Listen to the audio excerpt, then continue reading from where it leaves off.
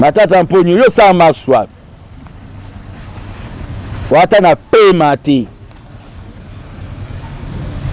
ota bino bo sakana mboko ya mbuma mabe tomata mabe so sanction na ya malamu eko risquer e polisa o ya malamu na landie na chaîne moko awa na ba français me alobaka akanisa koma soki monsieur Voltaire bon tika mona bana na bango na marche wana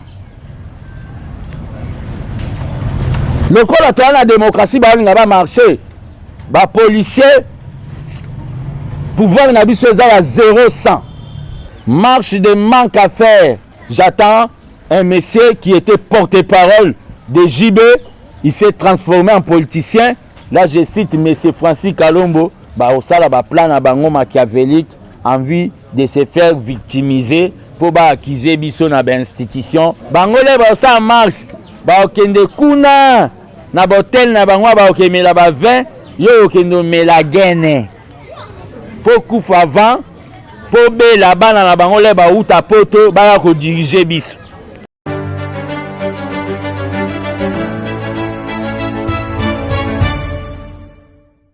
Mbote Balandia Jani Business Television, actualité politique largement un mouvement Mikolo.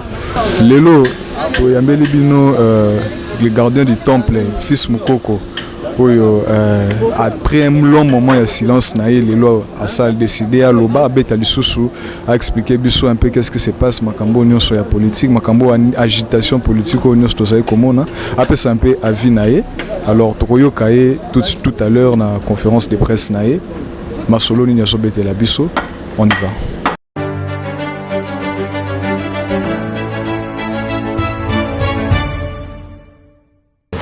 Très chers amis de la presse de la liberté, bonjour. C'est un réel plaisir. Nayambabino Awana Temple de la vérité, état-major politique et armée des bâtisseurs tissérédistes. Asbel au sein de l'IDPS Tshisekedi, ABT. Lelo na bengi bino pona meka ko effleurer beaucoup de points, c'est-à-dire parler un peu de beaucoup de points sur l'état de la nation, actualité politique. D'abord, avant na banda, nazo pesa remerciement à secrétaire général de mon très cher parti UDPS, M. Augustin Kabouya, moi na bouté, pour na Bénergie Abimisaki, envie de mobiliser les combattants et combattants à UDPS, na manifestation ya Union Sacrée, Oyo, et les cas qui na stade des martyrs. Comme j'avais dit, na chaîne Moko, y a des confrères Nabino, que nous avons eu à redémarrer la politique. Donc, journée wana, et à la qui manifestation sondage, il y a eu débordement, plus de 350 000 personnes, sans billets de banque, sans financement de l'État. P récite nango alaki énergie oyo présidium ya Union Sacrée P conseil ya ba président ya Union Sacrée ba salaki. Donc félicitations na secrétaire général ya UDPS, félicitations na ba parlementaire debout ba force du progrès P félicitations na ba parti nyonso ami oyo ba ye na cadre Tokoka ko soutenir Mokonzi Mboka pour un deuxième mandat. Donc c'était un sondage, on a eu à redémarrer la politique. Donc les gens, Bazaraki, Baveglete, Monaki, les pleins au Salamaki. Deuxième loco, toujours, on a paraphrasé par rapport à l'Union Sacrée. L'armée des bâtisseurs tissérédistes, à travers ma personne, les gardiens du temple de la démocratie, Tshisekedi dans le Nouveau Testament, nous avons eu à demander na ba ministre ba nominé ko banda na ba VPM ti na ba vice ministre ba koka ko déclarer les biso ba bien na bango. Eza po na repesa o ba bengi crédibilité na babengi gouvernement. Ça se fait partout ailleurs. Nous ne devons pas faire babengi une exception congolaise. Ba déclarer les biso ba bien na bango, soki bazala na 4 immeubles, soki bazala na 4 ntaba, soki bazala na 4 milou, ba déclarer les biso toyeba. Parce que nous ne voulons pas continuer à avoir des gens ba koti na gouvernement ba komi o babengi ba nouveau riche. Donc wana eza position ya armée des bâtisseurs tisérédistes na sens wana. Et en plus de cela, le gouvernement Oyo ya Samade biso tobenga ki on a ABT, c'est un gouvernement du combat, c'est-à-dire un gouvernement à dernier virage, un gouvernement où ils ont droit d'erreur. Nous ne voulons pas, donc tous observer bango pendant 100 jours, ndenge salamara partout ailleurs, ce qu'ils vont faire, c'est-à-dire tout ça le jugement sur bango. Donc après 100 jours, depuis l'installation à bango pena 100 jours. Waneza point moussou Césari, ils n'ont pas droit à l'échec. Et le président de la République, il faut Azaranao Balobi, la confiance n'exclut pas le contrôle, c'est-à-dire il faut Azarao Babengi Lissou Likolo à Lissou et Kenge, parce que s'il y a eu l'échec, et Gozala Yende peuple a sanctionné dans l'élection en 2023. Et je lance un message Oyo, tant que gardien du temple de la démocratie, n'avait pas un vital caméra et économie, c'est-à-dire le peuple attend voir baisse à dollar, paix, attend voir solution dans Babengi vie Oyo, Batuazo déploré. Je lance encore l'appel à Jean-Pierre Mbemba VPM et à défense, que le peuple attend voir au babengi récupération, il y a des territoires au bandit à 1-23 en complicité avec les sanguinaires Paul Kagame Bakangi. Pe Nao Babengi, M. Mboussa, le VPM, il y a État sous-région. J'ai félicité comment il a eu à lever le ton dans Makamboyo, Nyonso et les Kanamboka. Donc, appel on a lancé dans Vital Kamer et les pacificateurs, Jean-Pierre Mbemba, Baïmoto. Appel Ouana Nazo lancé, ils n'ont pas droit à l'échec parce que s'ils échouent, Baïbake, ils seront éliminés politiquement. Ndenge Baboli Kango na Bachombe, s'élimina malgré Bazalara na table ronde à Bruxelles. Donc ils n'ont pas droit à l'échec.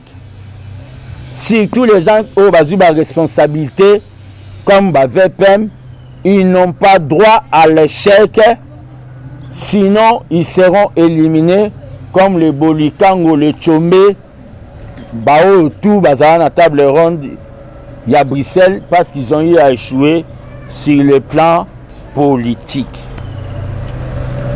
Félicitations au président de la République, la diplomatie a continué comme ça là. Les Lotomoni, la force il y a Sadek, Baolingabaya, parce que Sadek quand même épée ça quand même moins Mbouma à l'époque. Les Lotomoni, la force à Sadek, il y a Afrique australe, Baolingabaya. Mais cela, ils ont automatiquement qu'on résilie au babengi contrat na ba force il y a EAC. Je l'avais déjà dit que la force il y a EAC pour nanga gardien du temple na monaki et alaki au babengaki mauvais choix. Et j'avais dit une zone tampon sans dire et tin au babengi, une zone tampon sans dire, je disais une zone tampon sans dire et notre balkanisation. J'avais dit ça avant tout le monde. Le lotomoni que ba force wana ya EAC ba na ba kotala ba montagne à Goma, ba kotala ba sa kitoko ya Congo, ba na bango tourisme kotala ba volcan. Donc nilotique plus nilotique égale Rwanda. Un nilotique ne trahira jamais son frère nilotique. Un Kenyan ne trahira jamais un Burundais. Un Kenyan ne trahira jamais un Rwandais. C'est-à-dire, on doit arrêter avec cette histoire de EAC total à la force à SADC, ndengeni baosala, mais tout en faisant ce qu'on appelle la programmation militaire au Yabisomoro Yabanamboka, parce qu'un mercenaire n'acceptera jamais de laisser sa belle femme Namboka nae pour aller au Koufa, Nakata Mboka Batumisusu. Mais un Congolais acceptera de donner sa vie pour que ses enfants bazala babengi d'esclaveté. C'est ça ce que les gardiens du temple déclarent.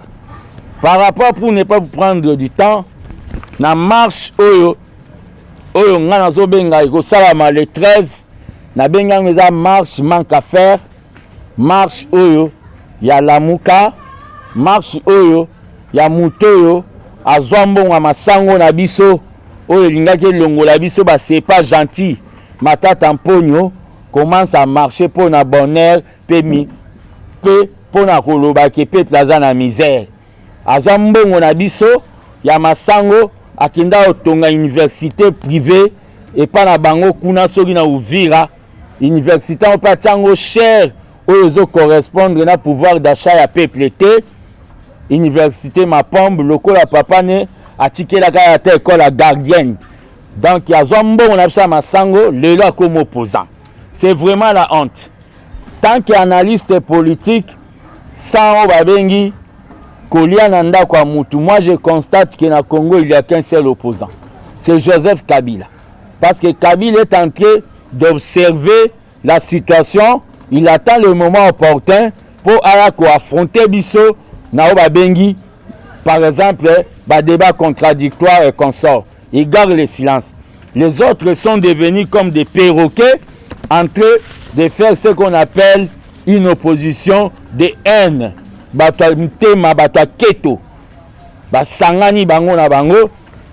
Ils veulent marcher dans le moment pour que le peuple a la misère. Misère au moment où vous allez comploter là-bas na Zambie pour masango yate pour boyebi ke ba peuple katange balinga mingi kolia masango parce que barako salo babengi ventre affamé na point d'oreille.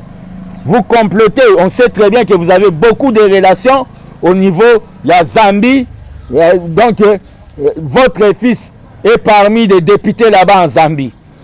Donc vous complétez. Le ministre de la Communication n'avait pas cité le nom d'un individu ou d'un quelconque politicien, mais baloba en français qui se sent mauvais se mouche, c'est-à-dire qui se sent mauvais se mouche. J'attends un monsieur qui était porte-parole de JB, il s'est transformé en politicien. Là je cite monsieur Francis Kalombo, passé à la télé pour critiquer le pouvoir du peuple d'abord. Oyo, il y a tout un processus. Nous sommes de l'école de Tshisekedi. Monsieur Francis Kalombo, je ne sais pas si vous êtes de quelle école. Namoussoussou Kanisara parler français, c'est de l'intelligence. Olivier Kamitatu. Tu étais dans le plan ici, comme ministre Sogi d'État, Sogi Banin. Olivier Kamitatu, qu'est-ce que tu as eu à faire? Toi, tu crois quand tu parles français, deux ans d'intelligence. Bon, l'équipe Bignonio, son gouvernement. Qu'est-ce que vous avez eu à faire? Vous serez réencadré. C'est-à-dire, vous n'avez pas de leçons à nous donner. Nous avons trouvé ce pays dans la gouffre. Nous sommes en train de nous battre pour redresser la situation. Donc, monsieur Olivier Kamitato, la politique, ce n'est pas de la grammaire. Hein? Ce n'est pas de la grammaire. Que na Chine, la politique, na français. Et en plus, tel père, tel fils, si ton père avait vendu l'Upang ou l'ambassade, il y a Congo, son à Japon, bah, tout n'a on a conférence nationale. Quelle est la leçon de bonne gouvernance au yo, monsieur Olivier Kamitatu, au Koyako Pesa Biso, Biso Tobunda pendant 37 ans, amène contre le pouvoir. Bon, Koka au Sala, au Babengi, combat, il y a non-violence, vous êtes allé faire des rébellions là-bas et vous avez trahi Mbemba. Celui qui a trahi M. Katumbi, je te le dis, celui qui a trahi trahira toujours. Comme il a trahi Mbemba, un jour il va vous trahir encore. Par rapport toujours à Makambo Bazoloba, qu'il y a vie chère, il faut être Babengi, un troubadour, quelqu'un qui ne comprend pas les choses. qui ne sait pas que la guerre de l'Ukraine est influencée l'économie même au Yamakasi à monde.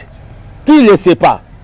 Qui ne sait pas que la situation à Est, côté aux autres regorgés, bah minéraux belés, et ça insécurité, dans le moment où les bandits de 1-23, bah, comme qu'on nommait, même bah, administrateur, il y a un territoire. Qui ne sait pas? Mais le gouvernement est en train de faire, au lieu de penser même, na bateau, bah, sali, bah, zui, coup, na catastrophe, bah, zindi, na bamaï. Vous voulez amener le peuple dans la rue. Amener le peuple dans la rue. Nous sommes les spécialistes de la rue. Nous demandons à la police d'encadrer Bino. Bo banda marche dans nos places, bo banda, bo kenango ti mwanda. So bolongo mwanda, bo kenango ti isiro. So bolongo isiro, bo kenango ti guado. So bolongo guado, bo kenango ti kasumbalesa. Je demande à présidium, ya babengi union sacrée, ba planifier au babengi organisation, ya marche au kolakisa que le président de la République poto vanda qui na stade bandimité, nous devons organiser une marche monstre de correction, une marche monstre pour démontrer que le président de la République a vraiment le peuple, pour opinion internationale et comprendre. Donc une marche monstre de plus de 1 million de Kinois ici. Mais ça sera une marche spontanée, je le demande. Une marche spontanée à Kinshasa et dans le Congo profond. Pour tout l'axabino que malgré on a bien la uranium, naya o babengi ya babukanga lonzo, nous avons le peuple. Le peuple sortira par volonté de soutenir celui qui veut changer les choses, qu'on appelle président Félix Tshisekedi. Dans votre marche, vous citez l'insécurité, pas même citer le nom de Paul Kagame, qui est l'auteur compositeur de l'insécurité au Congo. Oui, obtient. C'est bon. Dans votre marche de manque à faire, marche de manque à faire, marche, vous ne citez pas même le nom de l'auteur compositeur de l'insécurité au Congo, qui est M. Paul Kagame. Seulement l'insécurité généralisée. Vous globalisez les choses. Vous voulez amener le peuple dans la rue. Moyennant des billets de banque, de l'uranium et des boukangalons.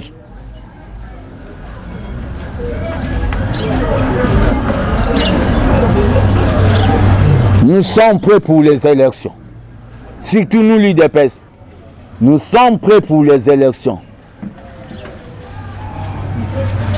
Ne cherchez pas à créer des crises pour Mabiso, Nabao Babengi, des combines politiques.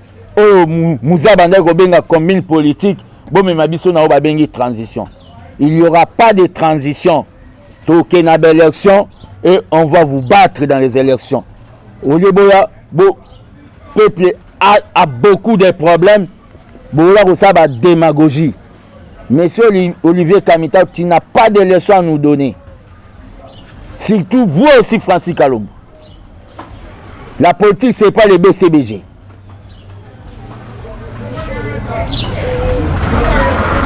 Ce qui est la vitesse mobile.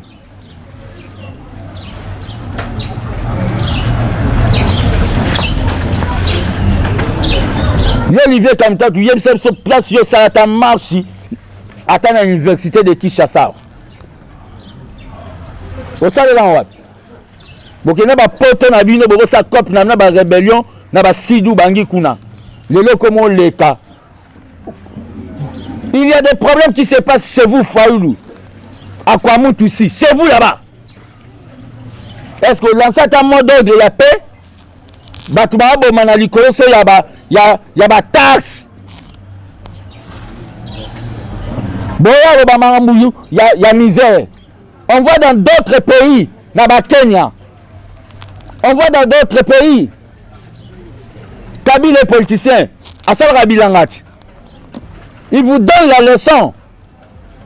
Il faut que l'accès soit un hectare, moi les banganga, yozanango, oh les sapep. L'accès soit un hectare, et pas une notion à boulou, mousson à idiof. Vous voulez jouer avec le peuple. Je demande au peuple congolais de méditer le 13 par rapport à Makambo et Salami, au Bandéonabiso, Bazouba, choc, na ba catastrophe. De méditer beaucoup plus. Dans les pas, na o babengi, ba distraction, il y a des politiciens, voilà. Quand eux, ils seront au pouvoir, ils ne vont rien faire pour vous. Qu'ils soient maudits, un peuple qui compte, on peut le libérer. Un peuple se libère lui-même. Et ça, tu me suis dit,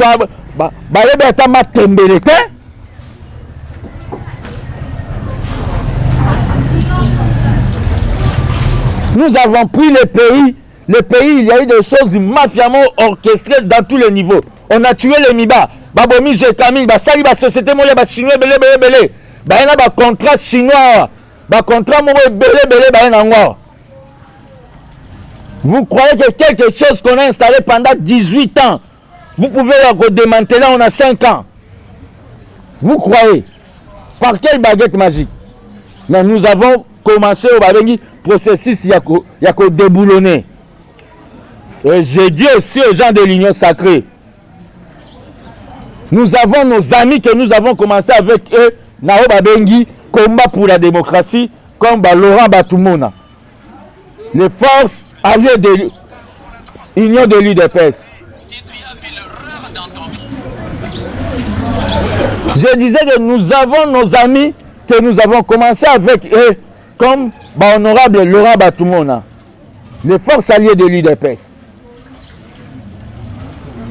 Boye na union sacrée et le but est que eza ebaleso ya Bethesda. O muta okota masumu nyo facilité. Celui qui a volé sera poursuivi. Union sacrée eza blanchisserie.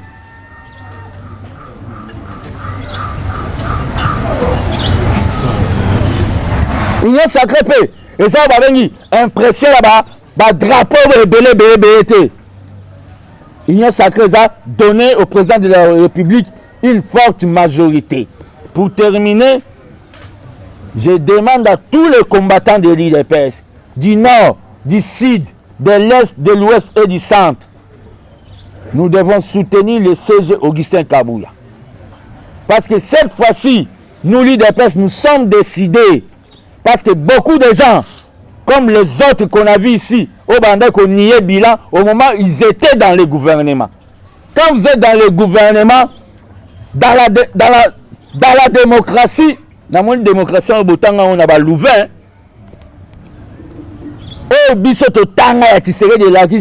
C'est la loi de la majorité, protection de la minorité. Même si vous êtes contre, si la majorité vote, ça vous engage. C'est ça la démocratie. Et ça, dans la définition, il y a le peuple pour le peuple était.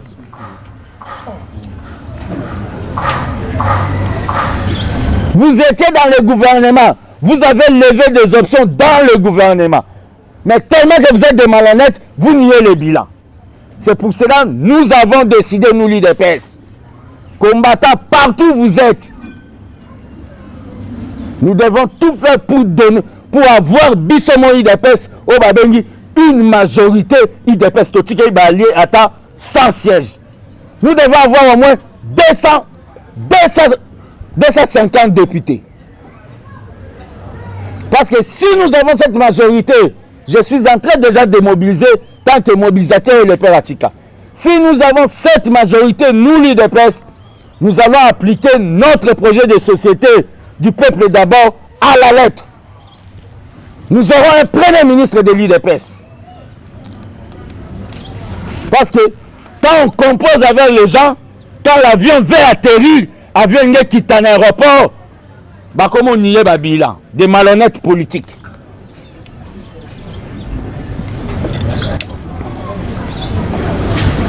Fayoulou, tu n'es pas opposant.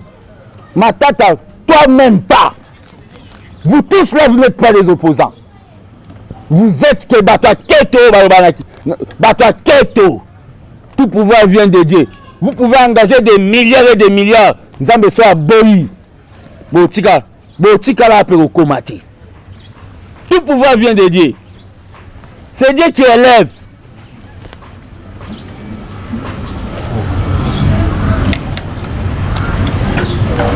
Au Congo, il n'y a qu'un seul opposant qui est Kabila.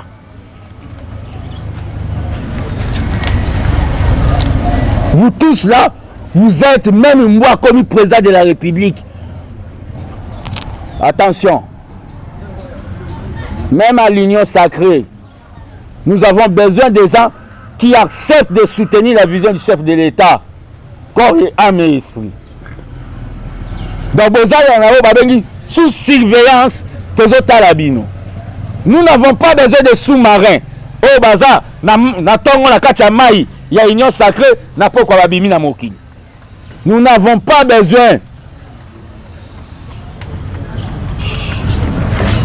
Peuple, vaquer na occupation na yo. Na marche abo mona ta bana na bangote. Botika omona ta bana na bangote. Bana bango bazana ba var kuna bazo tanga. Baza kuna na ba louvain.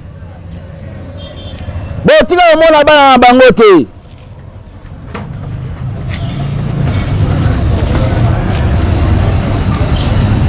Botika omona bana na bangote na marche wana. Le corps de la démocratie va marcher.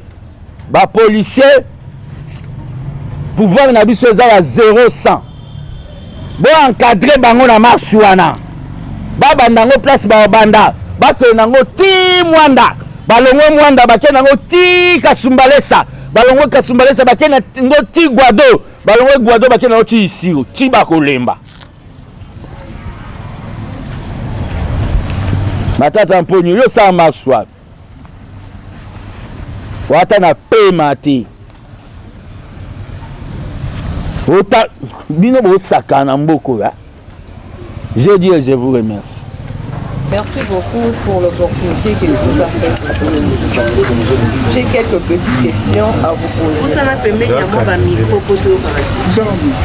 Aujourd'hui, nous attendons l'arrivée de forces de la SADC en République démocratique du Congo pour soutenir le FARDC afin de mettre fin à la guerre qui sévit à l'est de la RDC.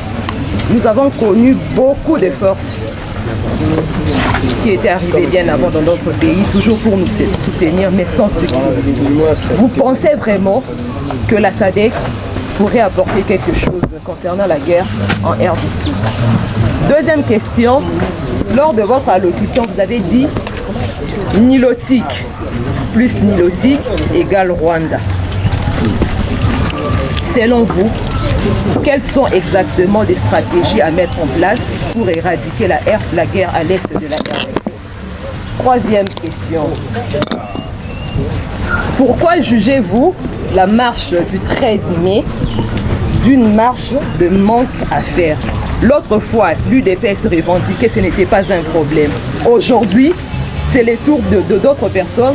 Vous le qualifiez de manque à faire. La dernière, l'union sacrée. Vous qualifiez que, vous avez dit aux personnes qui ont adhéré à l'union sacrée que l'union sacrée n'est pas une piscine de Bethesda. Mais leur mission, c'est d'octroyer une majorité écrasante au chef de l'État aux élections de 2023. Pensez-vous, les personnes qui vous ont aidé à obtenir une majorité, même s'ils ont pillé autrefois, est-ce que vous serez en mesure de les arrêter? Ça serait une sorte de redevabilité, vous ne pensez pas par rapport à ça? Merci. Mobutu avait dit, je vais répondre ça de manière un peu... Mobutu avait dit pour la paix, pour le Congo, s'il s'agit de faire l'alliance même avec les diables, il va le faire. C'était la déclaration du colonel ou général Mobutu.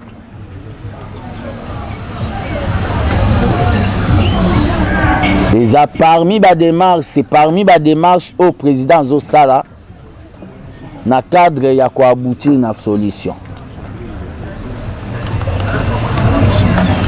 Et dans la vie,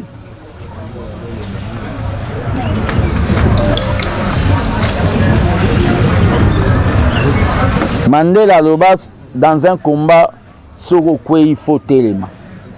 Quelque chose ne peut pas tenir comme et à ses simbilités, mais nous devons continuer à foncer. Mais dans tout ça, moi j'avais déjà dit, on ne libère pas un peuple se libère, les Fidel Castro Loba.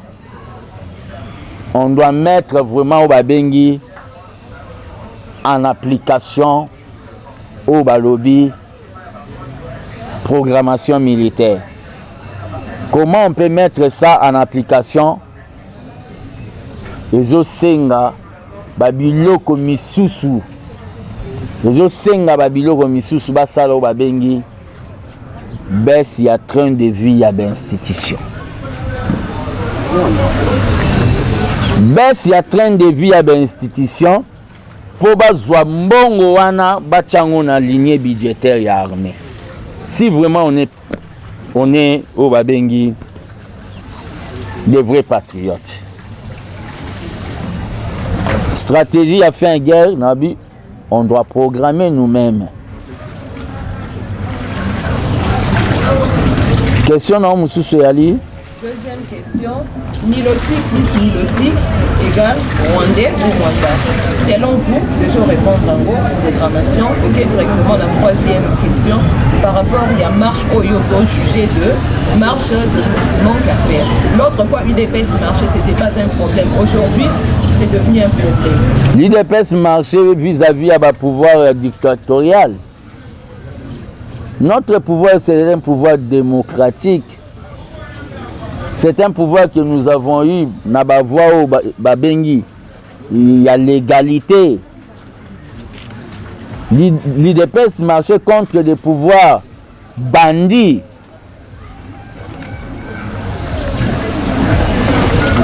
Aujourd'hui, où peuple face à la focaliser, dans Makambouya Est, vous suivez des chaînes de radio et de télévision.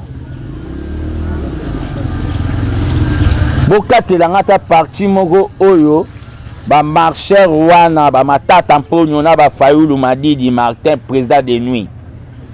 Bokatelanga ta place mo ba obike ba marcher pour na condamner Rwanda. Journaliste azali à la kisangango. Motif na bango eza insécurité généralisée. Baza même na kilo ya otanga Paul Kagame. Au moment où tu es bien ennemi, c'est le Paul Kagame. Bon, moi, il y a des marches non patriotiques. Marche non patriotique.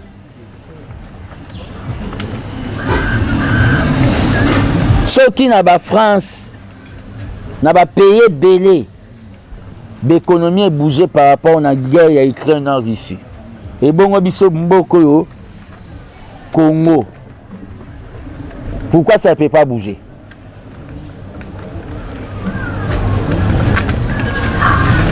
Les gens sont des malhonnêtes. Vous allez faire des blocus à Massango en Zambie. Et le ministre de la communication n'a pas cité les noms. Mais vous voyez les gens rebondir pour dire qu'on a cité les noms de quelqu'un. C'est que qui c'est ça mauvais, c'est mouche. Les habits non débloqués pour bloquer ma sangwana pour ventre affamé na point d'oreille batu batomboka. Après bobi mabolo baki bozo ngabo marché pour n'abonner à peuple.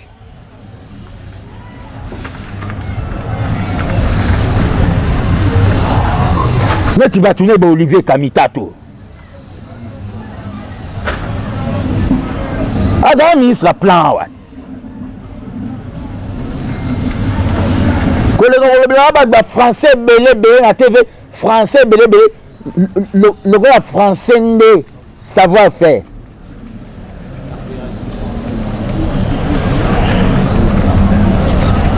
Ministre à plan wa. Madame Noé Bissayo, les amas y manque à faire. Ce sont des fanatiques de Barokende. Parce que dans la vie politique, il n'y a jamais eu l'unanimité. Et les fanatiques de Wana Baokende, que je à la police,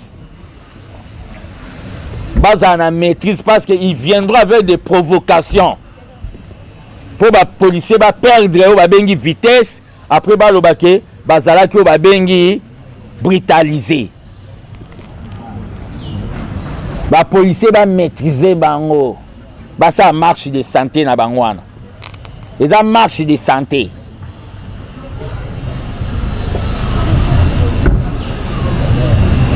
mais biso pe tozo préparer marche auto la kisake soutien aux institutions soutien na ba bengi intégrité ya Congo non na balkanisation au moins au Rwanda zo programmé to ça la marche wana to soulaka na meeting monstre to salalité il faut to corriger bango to la kisa bango ke babiloko bazo sala Fatia au babi on doit mobiliser plus de 1 million de personnes dans la rue.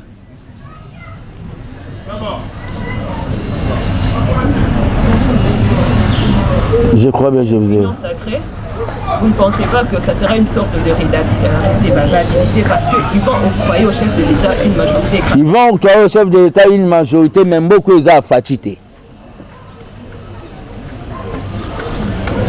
Celui qui baki pour appeler Fati majorité, Fatia bombie na sima muko Fatia rolongwanga na koti na okangai. Pour biso to bunda mingi ba bunda te to kembati. Mais tu garder kako babengi ligne oh le père aloba na biso le peuple d'abord. Siko bino bato to tindi bo kende ko sala. Boke kuna po bo koma ba nouveau riche, bo tonga ba villa, basi na mino ba koma ba kabelo tina ba bassin, bo tinda bana na ba var ya biso batanga na ba EP1 bandal. Ya bino batanga na ba école, bien ba ordinateur, ya biso batanga na ba EP1 matete. Mais quand le maître Senga Mwana travail manuel lipa. Babiso to bunda po na bino bongo. Ce qu'il faut protéger bango. Le jour que moi je serai le président, na osalo babengi marche en arrière contre Miyibitu. Na lo bango de na osala marche en arrière banda Kasavubu ti na Fati.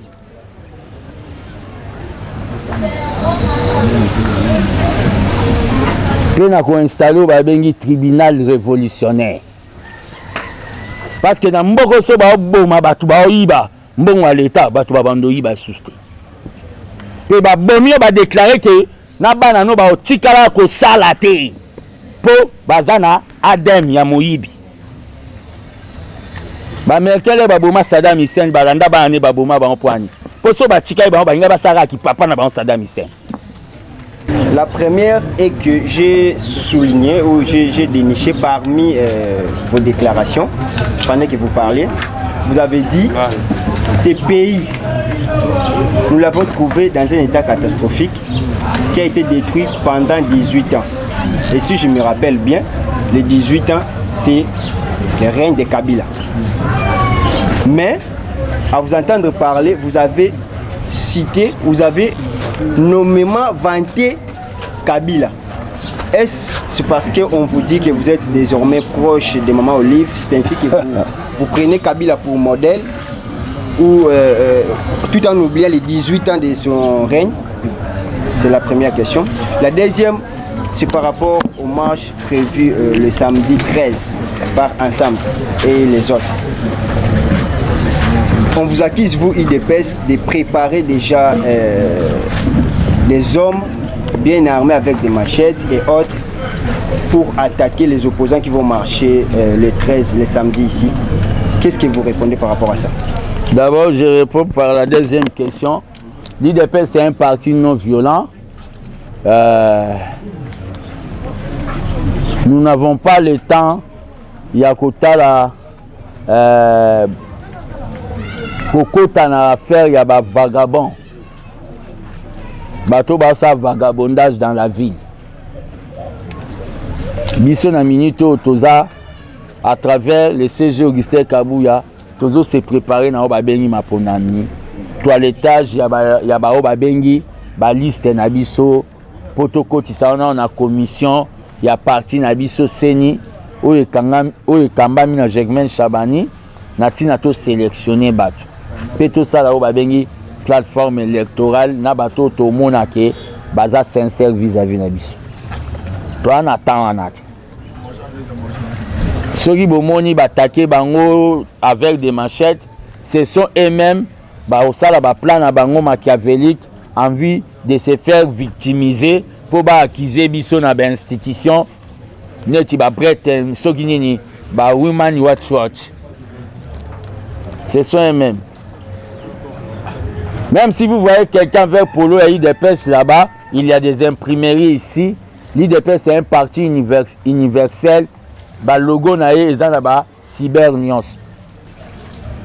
On n'a pas donné un mot d'ordre pour tout attaquer Batumo Baza sans impact. Ce qu'ils vont faire là, ils ont un coup d'épée dans l'eau. Voilà, hein? Quand je dis que Kabila c'est le vrai opposant, par rapport à la mutation politique et salamaka. Na Brazzaville, Sassou était au pouvoir, Lissouba était dans l'opposition. Quand Lissouba a eu le pouvoir, automatiquement Sassou était allé dans l'opposition. Ça s'est fait comme ça. C'est par rapport aux mutations. Et attitude de Kabileza, il ne veut pas parler parce que les gens vont dire que quand il est en train de parler, ça fait ceci, ça fait cela. Il garde le silence, il attend le moment opportun. Où il sortira pour le baké. Botala bango basala ki boyenga na moni mbalo na osala. Mais c'est pas oyo. On vous demande quelle est votre offre que vous allez donner en 2023. Vous commencez à dire des démagogies. Non.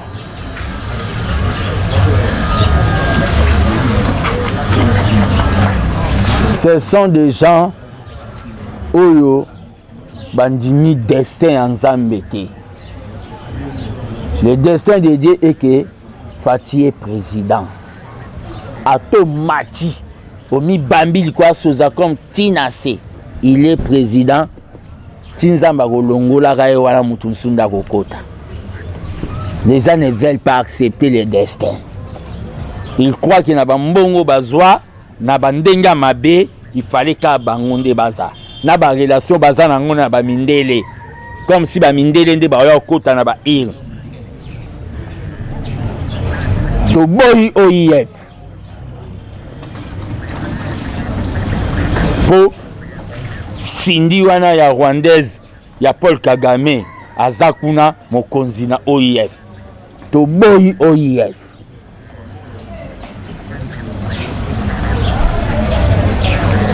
Proche na Kabila, na maman Olive, ça c'est une relation personnelle, une relation non politique, rien que humanitaire, une relation qui n'engage pas M. Kabila.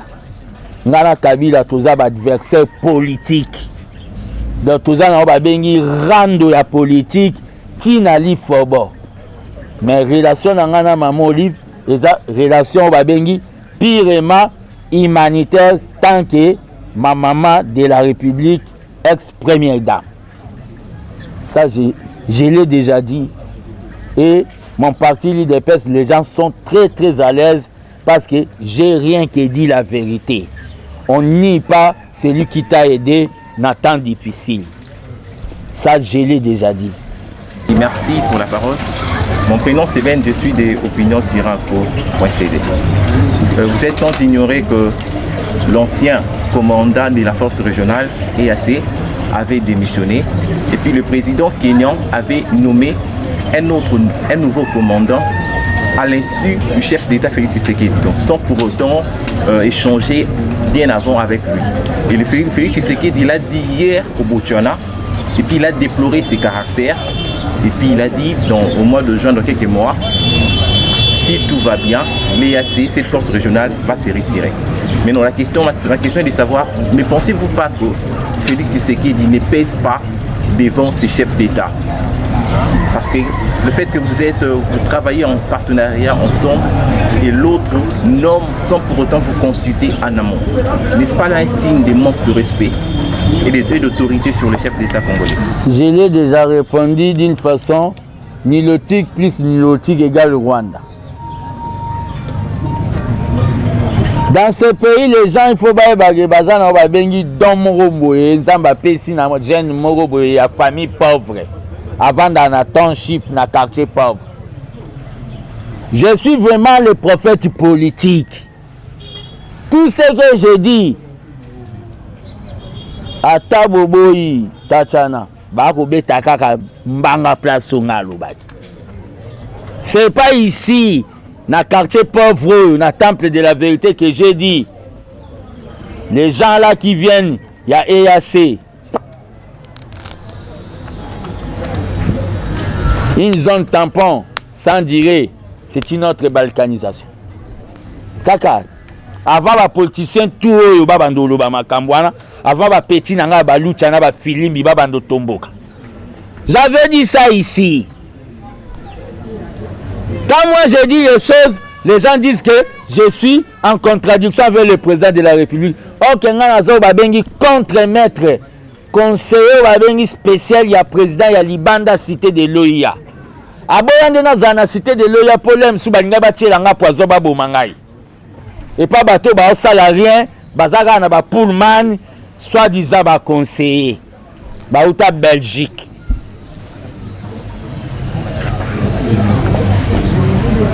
Tout ce que j'ai dit, ça s'est fait.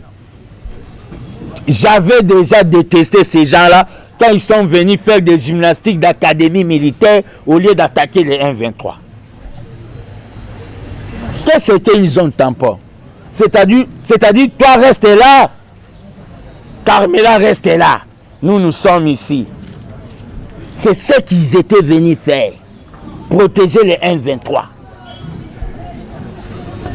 Oya saliwana eza babengi mauvaise foi na ba planification na bango. Quand vous attendez un président burundais qui dit que nous allons quitter jusqu'à ce que le Congo va organiser son armée et sa police, vous ne voyez pas que Batouana baboni que Burundi peut continuer na COP, Kenya peut continuer na COP, Congo continue. Papa lobaye na bango bo retirer maboko na bino na Congo. Ce que le président est allé dire, le président Zovivro Babengi, complot sous-régional. Il y a des vallées, il y a des occidentaux.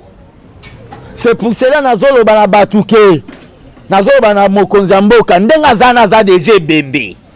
Et Bembe banga kopolate, to la ta costume, il y a des Maliens, to la ta costume, il y a des Burkinabé. Vis-à-vis, il y a des occidentaux. Bon, occidentaux sont basi baini yo. C'est culturel au bas. Quand vous voyez un président africain est ami de la France, c'est que ce président est l'ennemi de son peuple. Mais la France est notre ennemi parce que Fati est l'ami de son peuple. C'est ce culturel. Nous avons ça dans l'histoire. Pour attendre un livre révolutionnaire. Le problème qu'il y a, force à Sadek et Kokola, mais Baloba, aide-toi, le ciel t'aidera. Nous devons compter dans la volonté au Yabiso à Congo. Un mercenaire, que ce soit à EAC, que ce soit à Sadek, n'acceptera pas d'aller mourir au Congo et de laisser sa belle femme comme Tatiana na Namibie, na Botswana. Ça, je te le dis. Même moi, si on me prend comme mercenaire pour aller combattre na Mauritanie, na Obando Bundane Kenge, parce que na tiki motema nanga moi si nanga na Congo. C'est pour cela, Fidel Castro avait dit, on ne libère pas un peuple se libère. On doit faire ce qu'on appelle une mobilisation générale. Mettre les moyens na Obabengi armée. Là, nous allons arriver. Mais, diplomatie au président Sali, il y a Bandeko, il y a EAC, tous souhaité baya, mais il faisait un wabengi arrêt automatique, il y a contrat. Donc, diplomatie opposant Salina Bandeko ya SADC. Toujours souhaité ya, pour tout ce monde bango baya, ça a quand même le loco, il y a moins bien.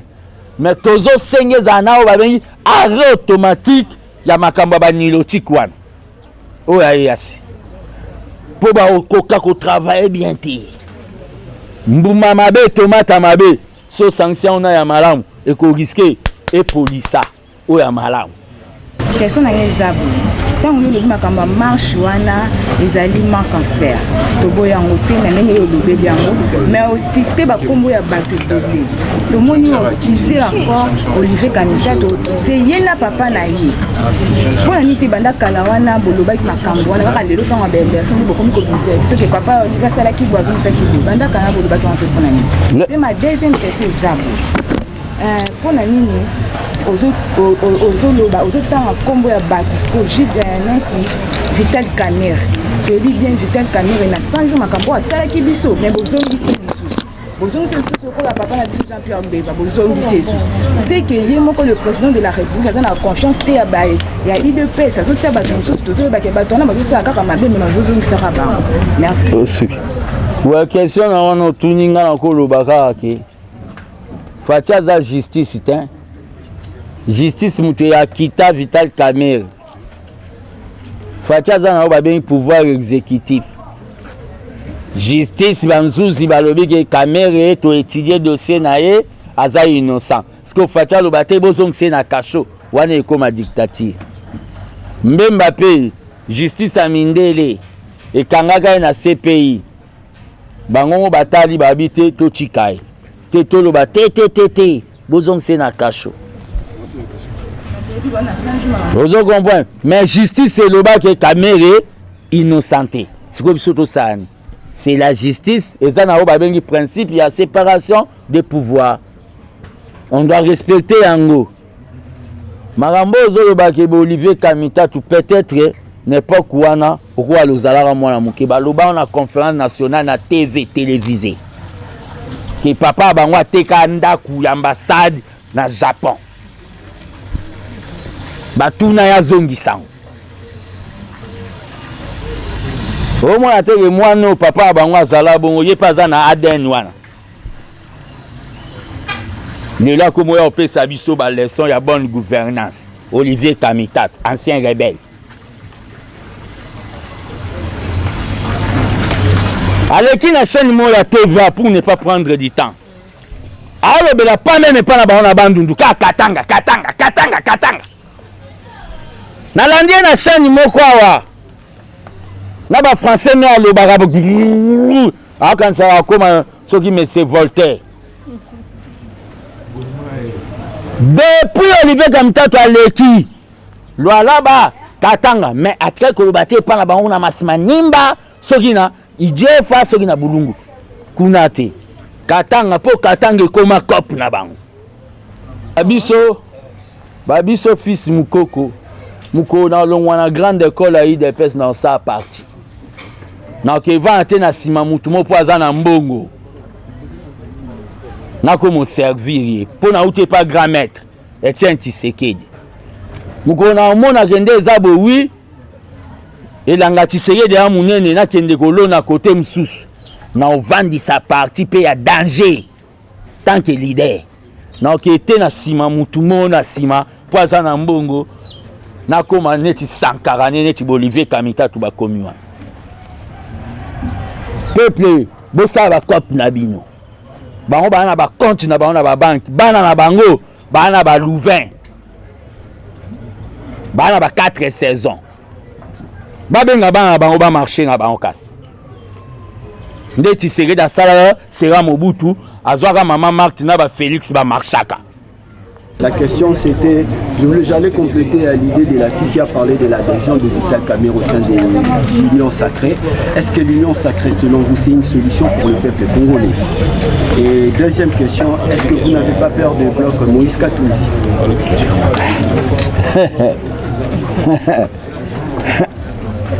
L'Union Sacrée, c'est une solution pour le peuple congolais. L'Union Sacrée. Ce sont des gens qui vont signer pour soutenir la vision chef de l'État. Mais les gens peuvent aussi trahir.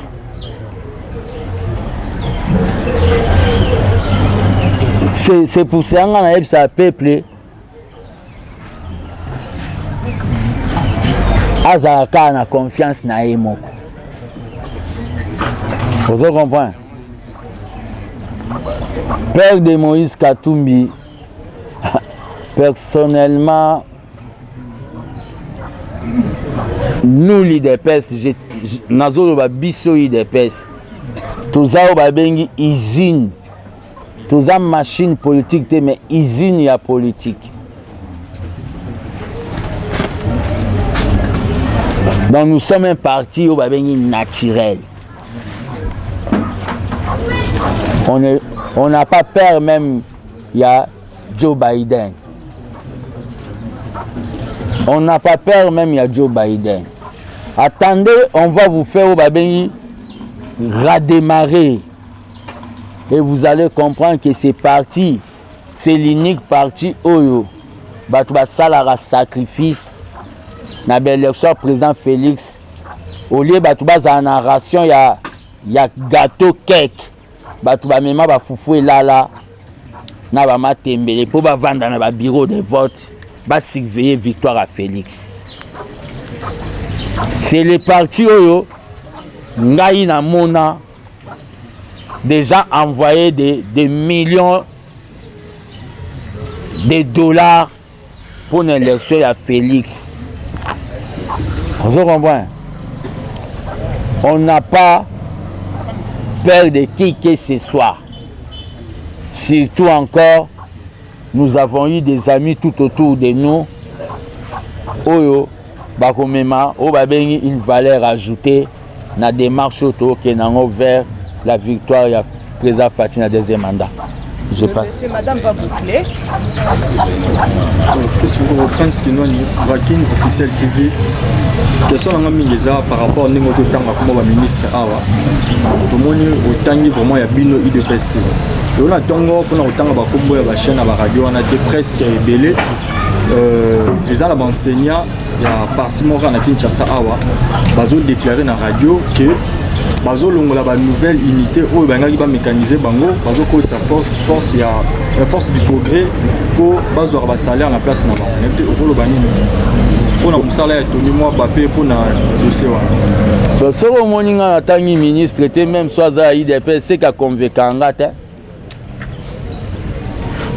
ngana za ba ministre ba convaincanga za neti ba Antoinette Samba na ba ministre ba convaincanga et aneti ba ba toyi de peste neti ba Aimé Bonji na ba ministre ba convaincanga ya IDPS Antoinette Samba ya IDPS neti ba Nicolas Kazadi ba Didier Mudimbo na za ba ministre ba convaincanga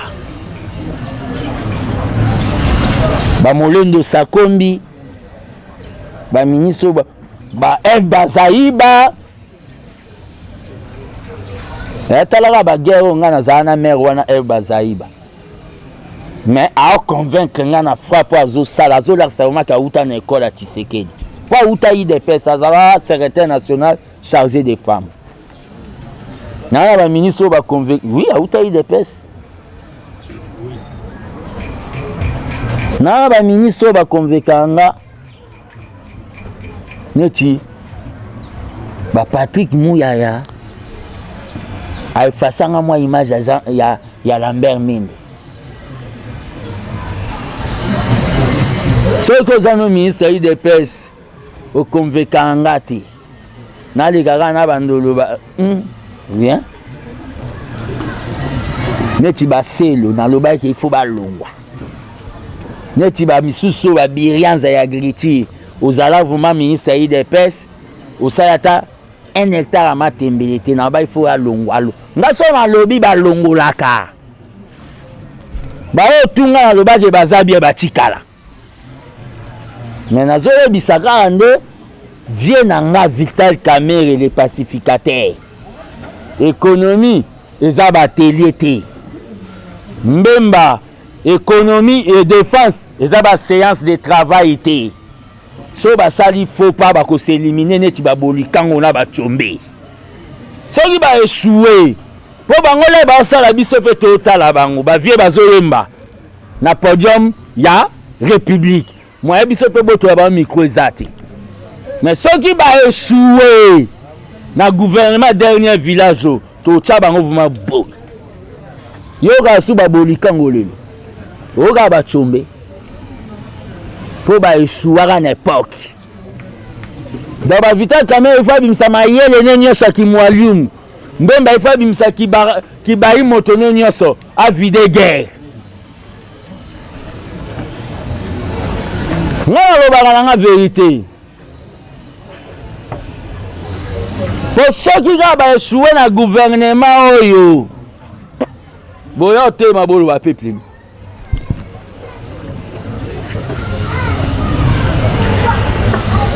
Pele na oloba na bango bayebi ke Petua Mamba lobaka erataka te nga na beta babal perdi te na pemi natali bango c'est bon banome bino c'est bon mais na yende koyebisa bango c'est un gouvernement ya combat pe na koyebisa mokonzi mboka confiance et strict contrôle te lobi yende bakotia fiche na ye ce marambo simbi te peuple a sanctionné et tozonga en opposition. Si vous 37 opposition, bozonga sous une opposition na ba ajo. Pobo bimango sous mukoni. Yo mo na bata peuple de opposition pamba ba ko poussière. Siège kauki. Opposition za passia. Au moins ba fallu lutter opposition ba comme kanda. Ba via comme kanda ni sisi donc kanda matata mponi opposition pamba bani marche pema j'ai cravate à rouge pema yo vas-y opposition voilà le fils mko sauter à beti molotov va kiti kuna tumbi pine akekuna jusqu'à baye vraiment bani bandeko basi babite ko vanda te o bakoya violer biso okimi ba bakimbanse ke kota cimetière Botiko pose za passe dans la vie faulu display au débat likolo position matata mponyo pema yango na biba tika bango ba marcher bakolemba marche sans objet marche non patriotique pas même citer le nom de Kagame il faut faire la lecture politique à Makambu insécurité généralisée faut la télémarquer 8 ans que leader natif ya bandundunga ya kiti na bakwamutu. Merci pour la parole. Nadaka na motuna pour n'engaki na luka koyeba par rapport à la déclaration au Nicolas Kazadi à Salaki dire que président Félix Tshisekedi Azali moninga ya Paul Kagame mais a osa ko condamner ba fayulu que bazo sala marche na bango sans pour autant citer le nom ya Kagame tandis que moko ya bino ya UDPS déjà zo sa ba déclaration mo ya bongo na yokiyo olobeli yango te. Yami Balé.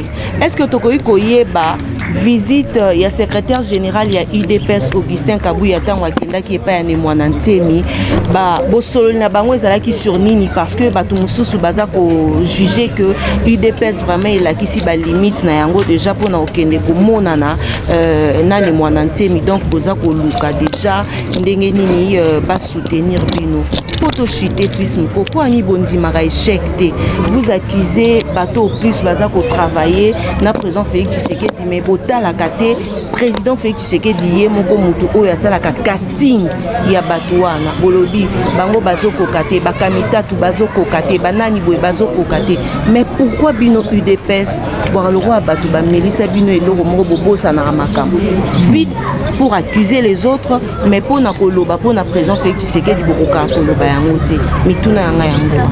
Merci beaucoup Tatiana.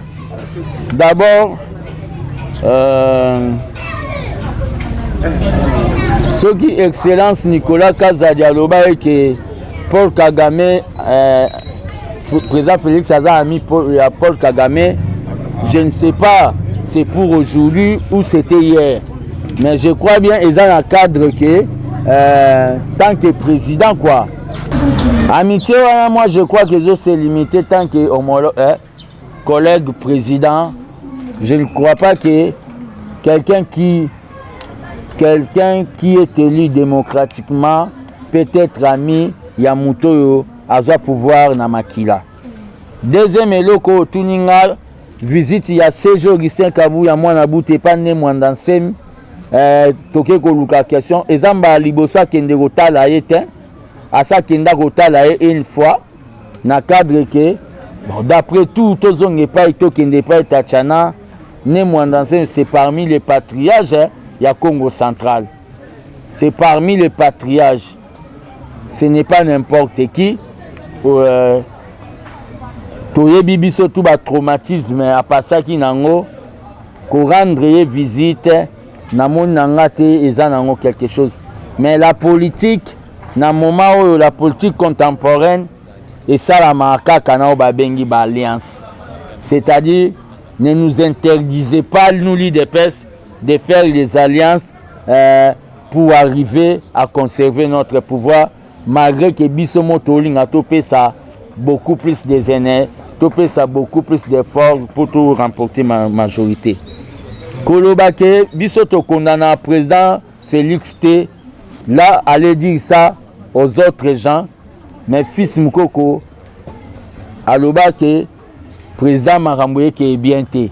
C'était une manière aussi d'interpeller le président. Et on a et quota et ça a des milliers de vues que le président Marambouye qui est bien té. Il y a eu même d'autres personnes qui j'ai manqué du président vis-à-vis de Mokonzambo. Mais en fin de compte, le lot a constaté que tout ce que moi j'ai dit, même si ça s'est fait en retard, même Mokonzambo kasala ango kaka. Donc tout ce que moi j'ai dit. Sorry bayoka même na mamba ba EAC oyo, mais to komi na point haute. Donc là des fois j'ai dit que j'interpelle le président de la République en rapport na vision na biso ya le peuple d'abord. Vous comprenez? En rapport na vision na biso ya le peuple d'abord. Je vous remercie, je demande à tout le peuple congolais ba vaquer na occupation na bango le 13 ezao babengi un groupe de mafieux bazo salo babengi marche de santé na bango bako sala marche bango ba okendo mela ba 1 litre ya lait pur yo okendo mela misuel ya chassé na gene bango le ba sa marche ba okende kuna na botel na bango ba okemela ba 20 yo okendo mela gene po kufa avant po bela bana na bango le ba uta poto ba ko diriger biso. Donc ça la cop na yo na cadre toza na méditation na o ba bengi makambu ya este o ezo déranger mboka. Je dis je vous remercie.